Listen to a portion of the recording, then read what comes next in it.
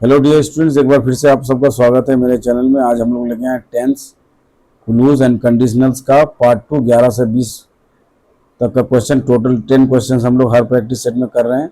इससे पहले अगर आपने वीडियोस नहीं देखे तो देख लीजिए, क्योंकि ऑलरेडी 3 वीडियोस मैंने डाल चुके हैं ग्रामर सीरीज में। जिन भी बच्चों का ग्रामर वीक है वो आप यहाँ प्रैक्टिस कर सकते हैं, और जो जो एरियाज में वीकनेस है आप हमें बता सकते हैं, उसमें फिर से हम लोग वीडियो बनाएंगे, एडवांस लेवल का बनाएंगे। पहला क्वेश्चन है आज का, fill in the blank. Hardly had I open the door dash a wind blew out the candle. यहाँ पे बोलता है मुश्किल से मैंने दरवाजा खोल पाया था किसी तरह, जैसे ही मैंने दरवाजा खोला हवा आई और कैंडल बंद हो गया। तो इसका ऑप्शन है option A then, option B when, option C then, या फिर ऑप्शन डी बिफोर। तो राइट आंसर देख लेंगे। इसका आंसर राइट होगा बी व्हेन। ये कोरिलेटिव एडवर्ब है, जब भी हार्डली यूज होता है उसके साथ साथ हमेशा व्हेन का यूज होता है। कहीं पे भी देखिएगा अगर हार्डली यूज हुआ हो तो उसके साथ जो कोरिलेटिव क्लोज है वर्ब एडवर्ब आएगा, उसके साथ हमेशा व्हेन आएगा। और अगर एज सुन एज का इस्तेमाल हो, एज सुन एज, तो इसके साथ हमेशा जो यूज होता है वो होता है देन। इस चीज का आप लोग ध्यान रखिएगा। नेक्स्ट क्वेश्चन देख लेते हैं। आइडेंटिफाई करना है एरर को और करेक्शन दिखाना है। She is knowing all the complex formulas, वो सारे फॉर्मूलाज को जानती है। तो इसका राइट आंसर क्या होगा? इसमें इज नोइंग नहीं होगा, नोज होगा। वो जानती है। स्टेट, ये स्टेटिव वर्ब है, like know describe states rather than actions are never used in continuous form. यहाँ पे एक्शन नहीं बताया जा रहा है, उसके स्टेट, वो अवस्था को बताया जा रहा है कि वो कम्प्लेक्स फॉर्मूलाज जानती है। तो जानती है मतलब होना, उसके अंदर ये क्वालिटी है जानने वाला। तो यहाँ पे वर्ब बी का इस्तेमाल एक तरह से हुआ, समझ लीजिए। यहाँ पे डू है, यानी कि एक्शन वर्ब का इस्तेमाल नहीं हुआ, इसलिए यहाँ पे हम लोग नोज करेंगे, इज नोइंग नहीं करेंगे। चूज द ऑप्शन, ऑप्शन बताने हैं। 13 नंबर क्वेश्चन है, by the time you return, जब तुम रिटर्न हो गए, आई माई थेसिस, और यहाँ पे डेस है। डेस में आपको क्या भरना है? ऑप्शन ए है finish, option B will finish, option C will have finished, या फिर ऑप्शन डी फिनिश्ड। तो राइट आंसर देख लेते हैं। इसका राइट आंसर होगा विल हैव फिनिश्ड। जब तुम रिटर्न करोगे तब तक मेरा काम जो है कंप्लीट हो चुका है, थेसिस सबमिट करने का। द स्ट्रक्चर यहाँ जो शो करता है, एक्शन जो है will be completed before a certain point in future. Future में जो है ये काम जो है कंप्लीट हो जाएगा, इसलिए फ्यूचर परफेक्ट टेंस का यहाँ पे इस्तेमाल हुआ। आप लोग अपना आंसर जरूर नोट कर लीजिएगा और लास्ट में बताइएगा कि आपके टोटल 10 में से कितने आंसर हो रहे हैं, ये जरूर बताएं ताकि मुझे भी पता चले, और कोई डाउट हो तो जरूर पूछें। नेक्स्ट क्वेश्चन है, फिल इन द ब्लैंक्स। यहाँ पे भी है, he acts as if he, वो ऐसे व्यवहार कर रहा है जैसा कि वो dash the owner of this corporation, इस कॉर्पोरेशन का वो मालिक हो। Option A is, option B was, option C were, या फिर ऑप्शन डी हैज बीन। तो इसका राइट आंसर क्या होगा, जरूर आप लोग बताएंगे। इसका राइट आंसर होगा ऑप्शन नंबर सी वर्ब। यहाँ पे अनरियल और हाइपोथेटिकल कंडीशन है, इससे पहले भी हम लोग फर्स्ट पार्ट में पढ़े थे।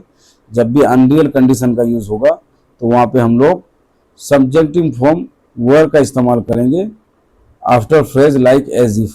अगर एज इफ का यूज होगा कहीं पे भी, एज इफ के बाद जो भी वर्ब होगा सब्जेक्टिव फॉर्म में, तो वहाँ पे वर्ब का इस्तेमाल करेंगे हम।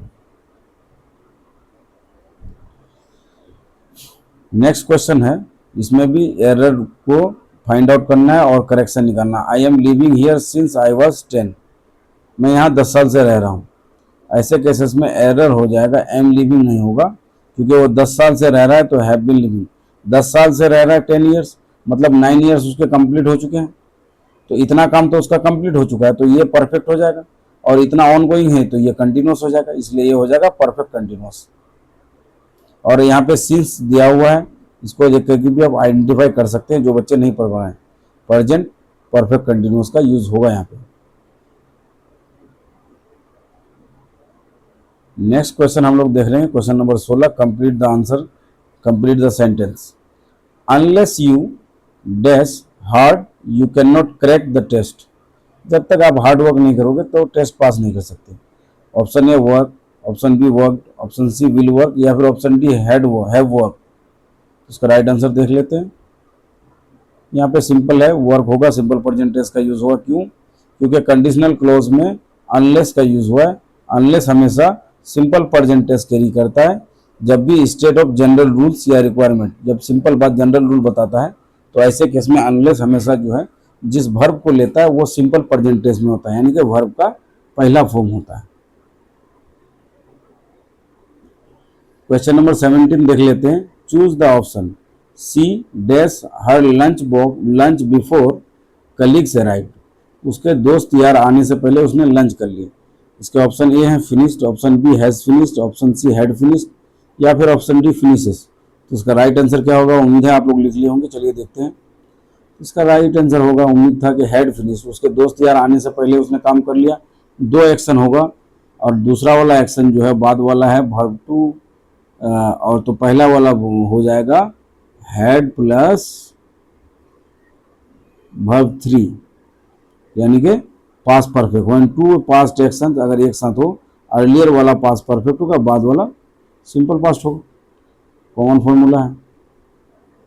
यहाँ पे देख लेते हैं fill in the blanks. Tomorrow at this time, आने वाला कल इस समय में भी हम लोग रहें या ना रहे, dash across the ocean, ocean पार कर जाएंगे, उड़ के हो।